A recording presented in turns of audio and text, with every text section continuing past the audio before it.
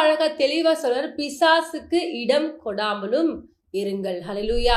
அன்பு சகோதரனே சகோதரியே, இந்த நாள்ல கூட பாருங்க, பிசாசானவன் என்ன பண்றான்னு சொன்னா, கெர்ச்சிக்கிற சிங்கம் போல. நீங்கள் 1 பேதுரு 5:8 வாசிப்பீங்கன்னு சொன்னா, அதுல தெரிந்த புத்திரர்களா இருங்கள். என்ன பண்ணுமா, விழித்திருக்க வேண்டும். ஏனெனில் பிசாசன் என்ன பண்றான்னா, கெர்ச்சிக்கிற சிங்கம் போல எவனை விழுங்கலாமோ என்று என்ன பண்றான்னா, வகை தேடி சுற்றி திரிந்து கொண்டிருக்கிறான்.